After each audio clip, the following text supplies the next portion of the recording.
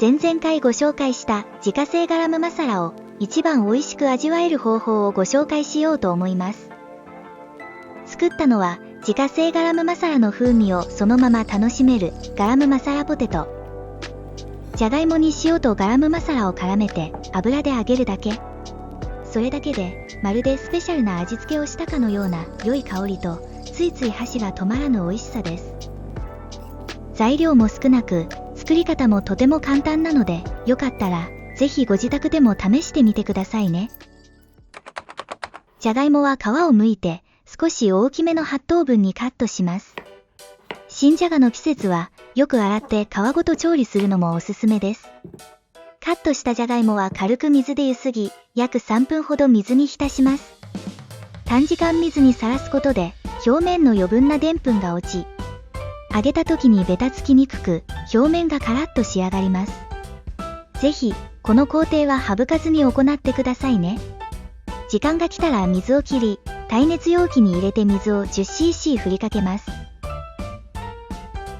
600ワットで約5分加熱し、そのまま余熱で3分ほど置きます。形が崩れず、少しだけ芯の残ったちょうど良い下茹で加減になります。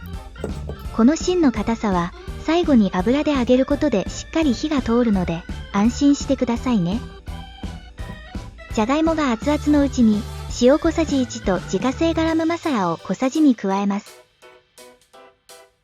全体にまんべんなく混ざるようにボウルを振りながらさっと和えます。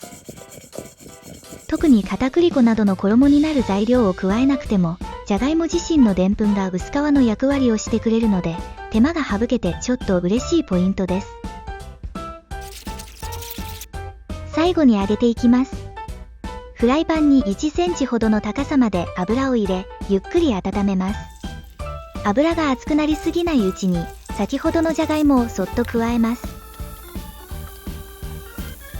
揚がった薄皮を壊したくないので、なるべく触らず弱めの中火でじっくり揚げていきます。1分から1分半ほど経ったら、じゃがいもの面を返します。画面越しに伝わらないのが残念ですが、油に反応したガラムマサラがふわっと立ち上がり、食欲をそそるスパイスの香りが広がっていますよ。全体にこんがりと美味しそうな揚げ色がつくよう、トータルで5分から5分半ほど揚げたら、油から引き上げます。そうしたら、自家製ガラムマサラを最大限に味わうレシピ、ガラムマサラポテトの完成です。